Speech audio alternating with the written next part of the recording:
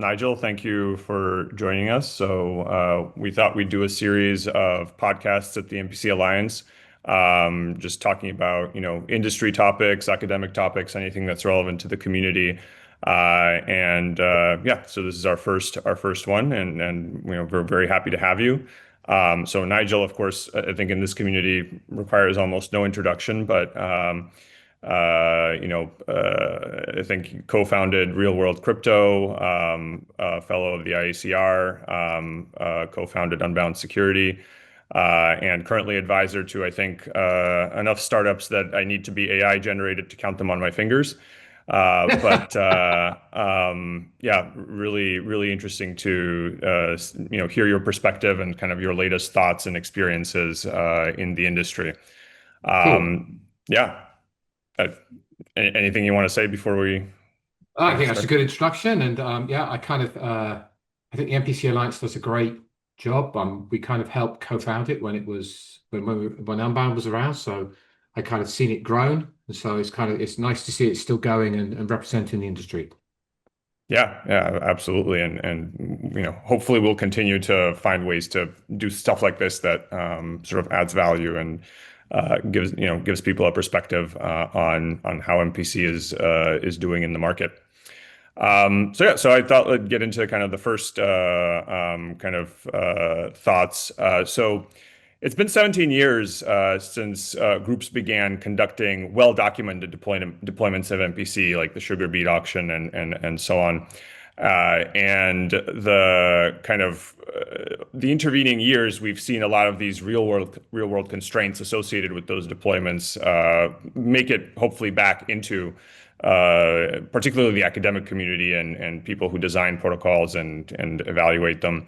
And I just wanted to kind of hear your thoughts, having been in this community throughout this entire time span. Have you seen how, on the academic side and maybe a little bit of the applied side, how are people approaching protocols maybe differently? How are they looking at protocol, features like non-colluding parties, malicious versus semi-honest, those assumptions, as well as anything else? Okay, that's Yeah. a really cool, interesting question. What I think the thing is what I'd like to see in the next 17 years is people stop mentioning the sugar beet auction. That would be really cool. But I think. Sometimes I like to mention the one I did with salary equity, but I wanted to have more humility. But yes, Kind of like, yeah, we'll move from sugar beet auction to Boston wage survey or yes, something like that. That's one, yeah. that I would think be there's a great, progress. yeah, I think um, there has been a lot of the academic community has, yeah, okay, how do I kind of explain this? There's these traditional security models that we had from the 80s, which is basically semi-honest and fully malicious. Okay, so. And what's been interesting since Sugarbeet, like over the last 17 years or however many years it's probably been longer than 17 years, it's more like 20 years, that we've now got different nuances. So I think really, if we look at practical schemes, certainly ones in MPC, ones which are based on linear secret sharing, there's almost no need um, to have when you've got honest majority, semi-honest security anymore. The overhead for running active with abort security for honest majority is so trivial that you might as well do it. So I think active with abort security is really the is like the minimum standard I think people should look at the moment in practical deployments. And we see that, I mean, so if we divide the MPC space up into those that are doing MPC for key management, like sort of the Unbound application, the thing that defense are doing, the thing that Fireblocks are doing, MPC wallets. I think there you're basically securing your secret. So you're securing your secret, and if something goes wrong, you really want to know something goes wrong because that means you've been under attack because you split your key into different places. So active with the vault security is, I think, the minimum you really should have there. If you look at MPC for data analytics, I think there you could actually argue that semi-honest security is enough. If you've got a bunch of hospital. I often personally do, but yes. You could argue, Yeah. but what I would say is actually the state of the art for linear secret sharing schemes is such that in an honest majority setting, the benefit of active with the bought security is one, it's for free, essentially. It doesn't really cost you much.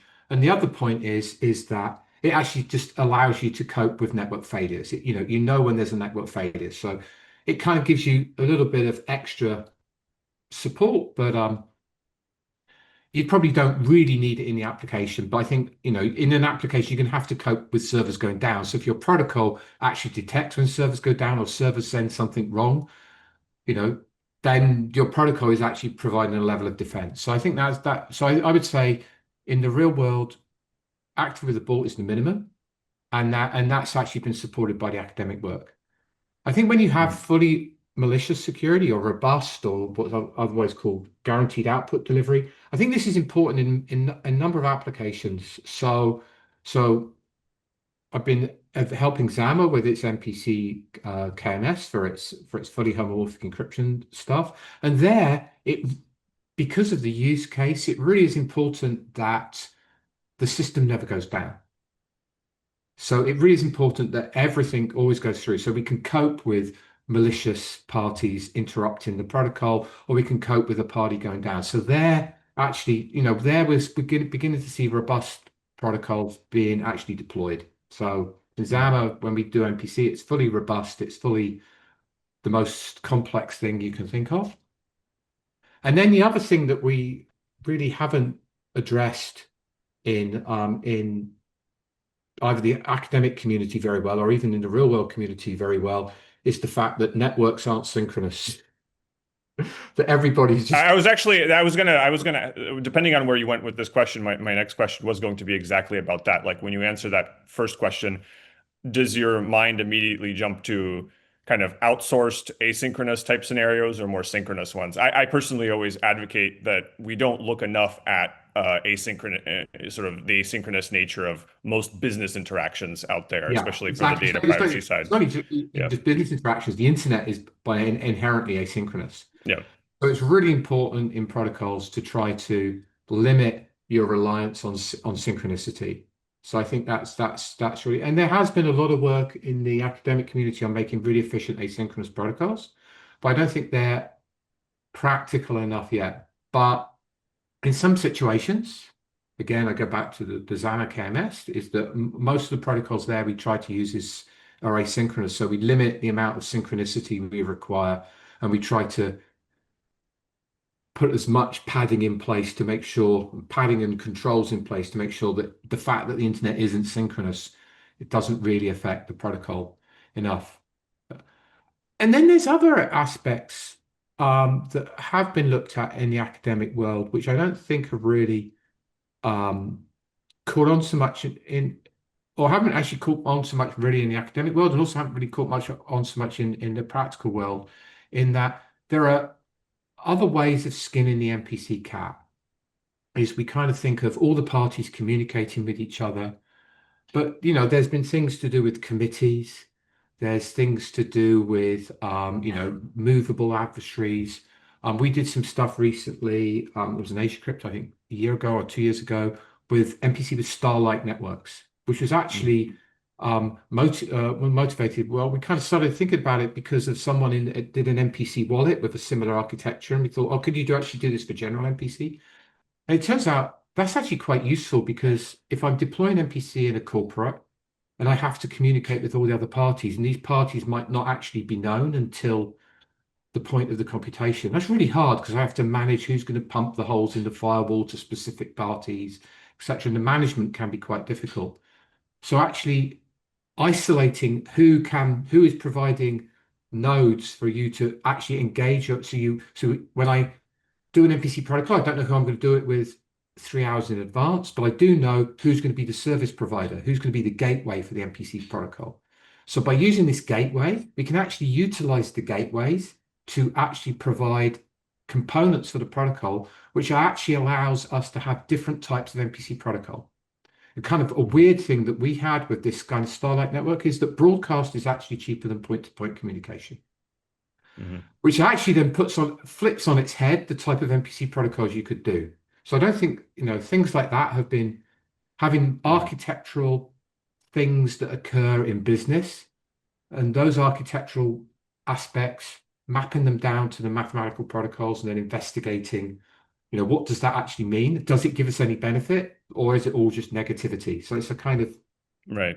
that's how Actually, a we, question, yeah, a question about that because I haven't looked into that myself. Is that kind of, I mean, it presumably has impacts on whether you can have censorship resistance. I mean, because some of cause there's a layer that's more centralized in that kind of yeah. So architecture, the right? idea is that you kind of, that the centralized layer you replicate just like you would on a blockchain.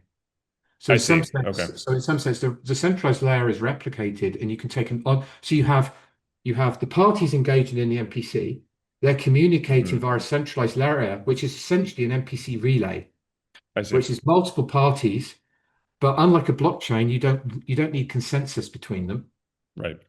because each party, because I'm connecting to two relays. I know whether they're, you send me Hmm. some data, you send me some data. If they're not the same, one of you is lying. I don't need to have Yep. consensus Yep. so I can work out Yeah. correctness in itself.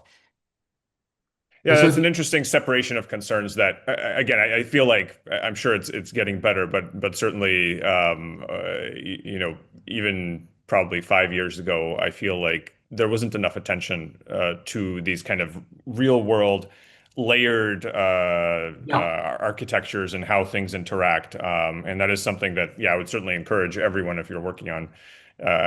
Just as I encourage people to look at asynchronous scenarios, I think that's definitely something where there's just not enough out there if you're actually trying to solve a business problem. yeah, and I think like I said, the interesting thing we had is that actually it just completely flipped Yep. what was considered inefficient versus efficient. And the thing that you really want, which is broadcast, actually becomes much more efficient than communicating individually to different parties, which means that the type of protocols you could implement change dramatically. Yeah. Yeah, definitely. Yeah, it's very So interesting. Yeah, this it's and I think yeah, hopefully, we'll continue to see a more diverse array of and variety of protocols in the literature because yeah, it's definitely there's definitely a variety of business problems. And that kind of brings us maybe a little bit to another topic that maybe is a natural extension of this, which is um, I always describe a kind of optimism that I myself have been guilty of in this community, where we think to ourselves, "Oh, we'll build a compiler for our protocol or a library, and then people will just start using that compiler and they'll write their data analytics workflow using that and so on." But I think at least in my own personal experience, what I found is it's a lot harder to write a compiler someone will use because we take for granted the decades of work that existing communities have put into, for example, if you look at R, or if you look at even just Python and NumPy and yeah, SciPy and Pandas, um, that's a tremendous amount of work by multiple communities, all interacting with one another and with real business and academic and other use cases and government use cases that they're trying to address. So I'm just curious, given how many startups that you're advising, kind of what you see across the board in how companies are approaching this gap that basically needs to be filled so that the right protocol can be chosen or the protocol can yeah. have I the think right I think parameters. I think there's different issues there. There's one is the right protocol. There's two is how to deploy it. Because deploying MPC protocols is difficult because you need to get multiple parties to agree. And that's there's always you have to have multiple parties agree on what they want to compute, how they want to compute it, where they're going to compute it. So that's really quite hard.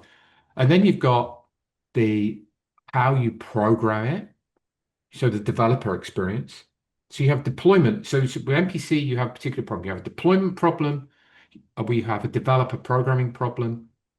And I think if we take the developer programming problem first, I think a lot of companies, whether they're in ZK, FHE, or MPC, they kind of make an assumption, or also academics also, is that you can learn my new domain-specific language.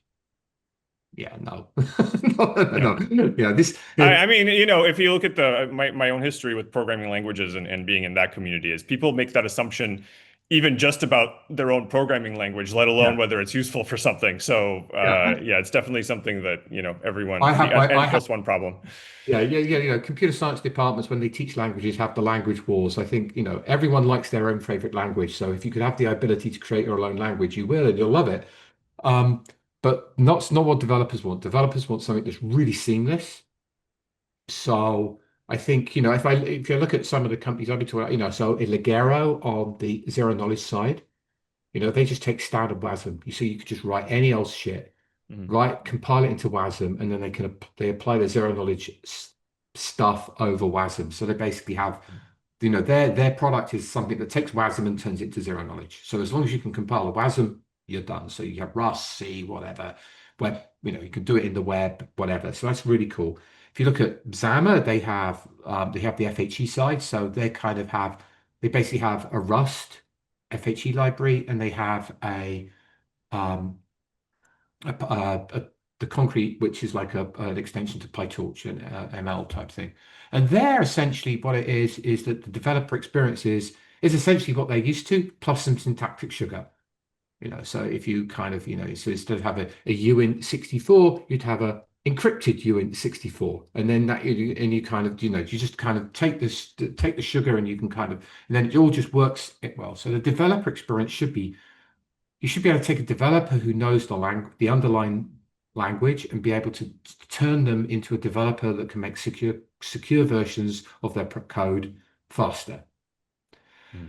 Then you've got the issue is that obviously sometimes the algorithm might have to change, which is, the problem with if statements is the obvious one. Yeah, do you really want data oblivious control flow and things like that? Which in some sense, if you take away the difficulty of learning a new language, you can actually make it clearer to the developer what the issue is with the control flow in some sense, because you've taken away, you've solved part of their problem of learning what to do. You've solved, so they just have to concentrate on the thing that's actually algorithmic.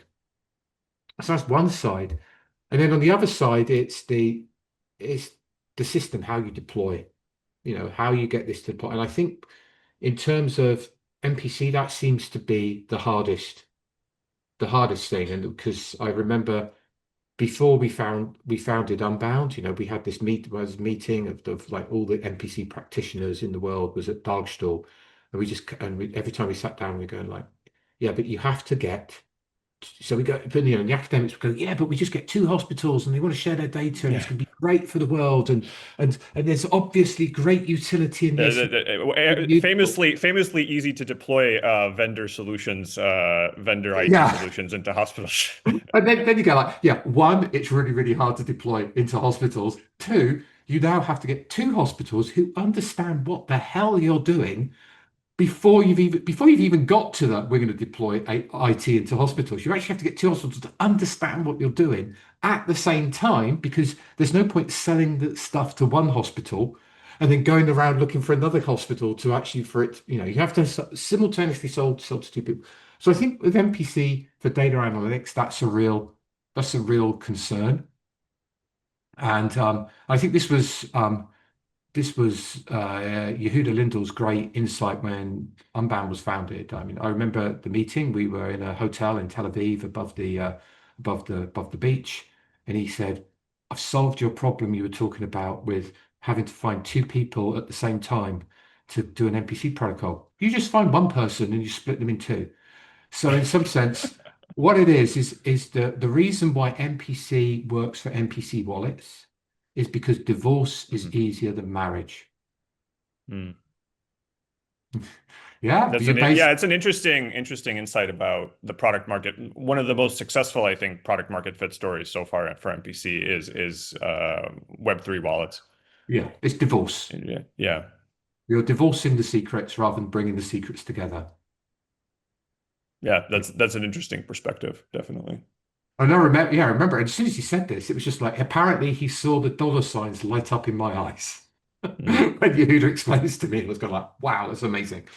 Yeah, Yeah, it's definitely, now that I think about it, in a way that has been some of the success, I think, even in the advertising space, because most of the time it's not the case that you can find even two parties in these kinds of scenarios, but what you can find is parties who don't want to be liable, to have liability for the data that they hold, and most of the Yeah. motivation, which has had some air taken out of it recently with Google's announcements that they're going to deprecate privacy sandbox and they're going to abandon sort of removing cookies. But at the time, a couple of years ago, when there was a lot of traction in that space, most of the motivation was more about I would like to not be perceived as a Yeah. company that collects all of the data, so I would like to, yeah, not be subjected to that scrutiny. So that's a good point. Actually, yeah, maybe that's something we can kind of almost report as an observation from the first 10 to 20 years of MPC, is that it's easier to get one party to split itself into two than to find two parties to work together. So Yeah. quite profound insight. A little bit related to that question, yeah, could you comment perhaps on kind of more broadly what you feel are the product market fit kind of opportunities maybe moving forward that you're seeing on the horizon, if there are any, in addition to kind of wallets and those kinds of Oh, Web3 use that's cases? interesting question. I think there's a case with wallets. I think there's a case with um, arbitrary controlling keys. I think that's a really, like, well, just not just signing keys, but keys that enable systems to, general KMS keys. And there you've got, like, I think the wallets are a very specific example where um, it's your key, and if you lose it, it's your problem. And if there's a problem with one of the servers, it's your problem. And therefore, it's in some sense everything is your problem. So that's kind of It's easy. why Johnny can't encrypt, which I always love Yeah, referencing. yeah. But it's still your problem. So actually, the protocols can actually be simpler than when it's I'm controlling a key but if access to this key drops, it's everybody else's problem. Mm. Because the key is, so this is what happens with the Zama KMS, is that Zama doesn't want to hold the key, but if the key becomes unavailable for some reason, that's everybody's problem. So in some sense, there you have to have much more resilience. That's why you need robustness in the protocol. So that's why so even when you split the key up, you have, depending on the use case, you would have different backgrounds, different controls in place, different MPC properties that you would need. Um, I think the data analytics one is kind of interesting, but I think the problem is people have phrased the value proposition around privacy and security. And let's face it, no one cares about privacy and security, right? So in some sense, it's not about I want, I've got some, this is what I kind of normally say is if you have some data analytics problem, and your problem is that you're having to see the data, and you say, I don't want someone to see the data, therefore I'm going to apply TEs to it, I'm going to apply MPC to it, I'm going to apply FHE to it, I'm going to decide whatever I want to apply to it, zero knowledge proofs to it. Often it's not, the technology will not solve your problem, because a data analytics pipeline is almost always starts with someone, data analyst, has to look at the problem and work out what the hell we're going to do. And actually, the MPC and the zero knowledge and the FHE and the TEs only are very useful at the very end stage, where you know what you're going to do, and this is the algorithm I'm going to do, and I'm going to do it for all the data coming in. So often, if you have like exploratory analysis data, which is kind of in the scientific domain, you have drug data, you have medical data, you have drug trial data, often the analyst doesn't know what they want to do. So actually we're going to make this so much more secure by making it all private, means you're actually going to make it unusable. So I think why this is not really taken off is because if you phrase it as this is a privacy, a security issue to do with data, it kind of implies people start thinking, okay, I'm only looking at applications where I have data, someone's got the data, and I want to make sure that it's secure. Whereas I think that the real usefulness comes in applications where I can I can do something that I couldn't do before. And this comes down to performance. It's also how it comes to performance. Because if you go to someone and say, we're going to take your existing application and we're going to make it 1,000 times slower by applying MPC to it, that's not a good value proposition. Whereas if you tell someone you can't do something now, but if I use secure compute, I can do something, that's an infinite speed up. No matter how slow the secure compute is, it's an infinite speed up on where you started from. So there, I think applications where it's regulatory, so for example, we have applications in the sort of anti-money laundering, credit risk things where you're not allowed to share data, but there is value in sharing data. And you can extract that value. So you can gain value by sharing data, and you use the secure compute to be able to share data where you wouldn't otherwise do it. So it's not taking an existing application and securing it. It's going, here's a new business model, here's a new revenue stream that you can enable from secure computation that you didn't have before. And I think if you look at, you know, the kind of some of the press and some of the company releases around the who have been doing the secure data analytics using MPC, Roseman Labs, Roseman Labs, there's the one in Switzerland. I can't. Oh, I've forgotten its name. Brain dead. With the hospitals in Switzerland, they've been doing stuff which have. It could have come to me a minute. I do Is it. it with TEEs and decentric, or are you thinking of something No, else? this is another one. Yeah, there's another one. No, I can't remember what it is. Yeah, okay. Um, I apologize to you if you're listening. I'm really sorry. I'm sure there aren't that many There if are a one were few, yeah. to, yeah. There's a few, and there's and a number around. They're all kind of about the ones that seem to be successful, even if they're just proof of concept ones, are ones which are enabling new business models or enabling you to do something you didn't do before. It's not taking an existing application, and so I think. And people, when you start thinking about privacy, people start thinking about existing applications rather than new ways of doing things. Yeah, and this is where I think it's, and this is where, members of the MPC Alliance do and should continue, and I would encourage anyone is to inform regulatory bodies about these technologies. Yeah. So recently there was a decision by the European Court of Justice that was quite encouraging, where they actually, for the first time that I'm aware of, and that might just be my own lack of awareness, but they recognize that data that is for our purposes, usually it's encrypted, but here it was about pseudonymized data, which of course is a lower bar. It's not the case that when you have that pseudonymized data, it's the same as if you actually have in the clear data, because there's certainly been arguments proffered in the past that say, even if you have data that's encrypted and you don't possess the key, technically you can take the action of giving it to the person with the key, and therefore you still have Yeah. responsibility for it. So it's encouraging to see regulators start to I recognize think that I there think is a spectrum it there. was a bad wording of GDPR, because if you the GDPR talks about pseudonymized data, and if you read between the lines of when it talks about pseudonymized data, it's talking about the Netflix attack.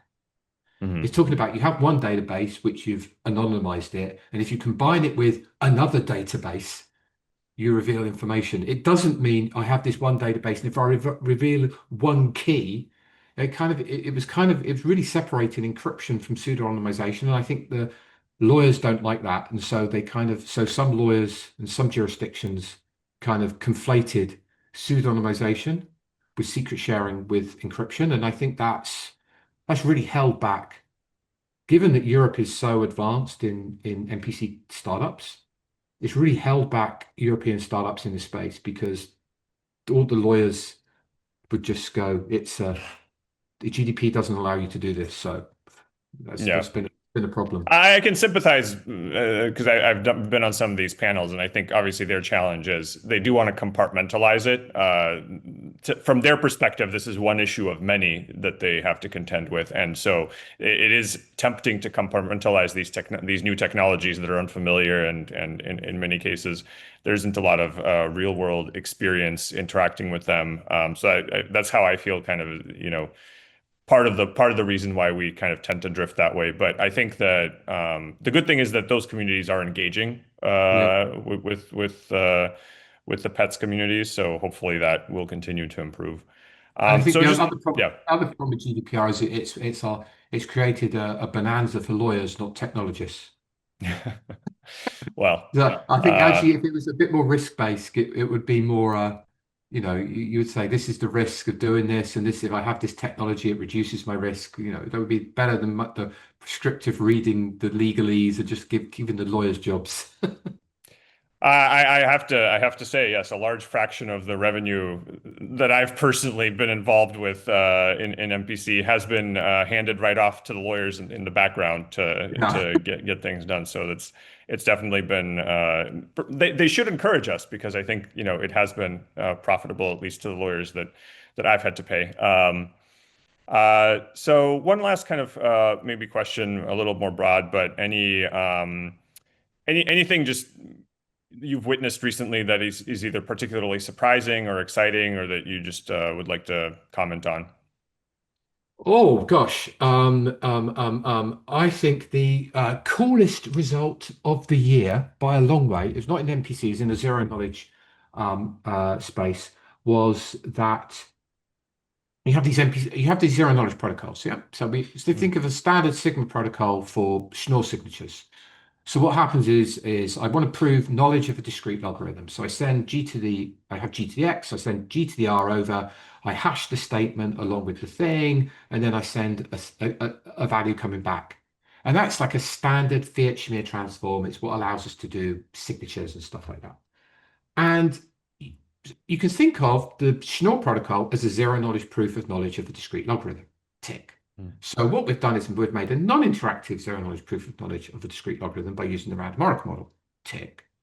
And so surely we can do the same for arbitrary zero knowledge proofs. So we can take a zero knowledge proof of an arbitrary statement, send it along, and would be an interactive proof normally. And then what we do is we just hash everything, and then we can apply the Fiat-Shamir transform when we get a non-interactive proof.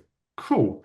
But it was proved, I think in January this year, by Rothblum, that this doesn't always work because if the statement you're proving is super complex, it could contain the hash function itself that you're evaluating when you do the random oracle.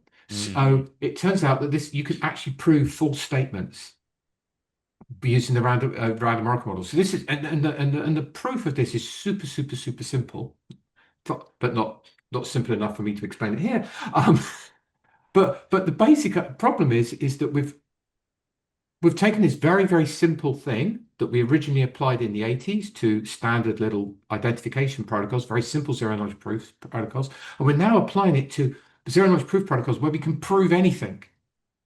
In particular, you can prove inside the protocol that you've got the hash function inside the circuit of the thing you're proving. mm.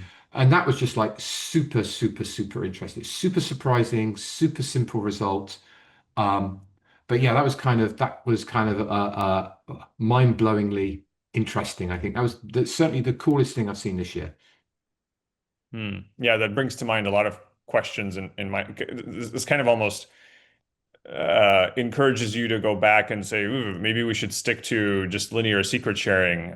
Because now that when I think about the mechanics of the stacks of cryptographic assumptions and primitives that are sometimes sort of put together in a protocol, it's difficult to keep track of everything and how it interacts. And that's definitely Yeah. So a it's warning really a sign. case of, you build things up slowly, and then someone notices actually you've built it up so high that Yeah. you can collapse it back down to the bottom. It's a really cute result, which I suggest everyone look up because it's it's it's not a complete no-go for proving complex zero knowledge statements, but it does show that you have to be a bit more careful. Yeah, I mean, composition in general, Yeah. right, is a huge thing to we haven't even gotten to the level of success where we need to worry about it almost, but at some Yeah. point, when especially if consumers are all using several different protocols from several different vendors at the same time and relying on their privacy being protected by all of them, who knows what's going to happen if you jointly, particularly because, for example, let's say that you're using the same biometric source material for multiple protocols, what happens in that case? So yeah, Yeah. these are all good questions. Yeah, very interesting. Cool. Well, yeah, this was a great conversation. I think there was a lot of interesting insights and thoughts there that are worth pondering. Um, and we really appreciate you joining us today and sort of sharing your experiences. And again, we look forward to doing more of these, and hopefully, we'll continue to grow this community, educate people about MPC, and move forward and succeed together. So, thanks again. Really great speaking with you today. The Swiss company's Tune Insight. I remembered now. Ah, yes, I remember that name now as well. That's great. Okay, Apologies, we we Insight. we've jumped out of the frying pan on that one. So that's great. Yeah, cool. All right. Thank you very much. Yep. Thank you.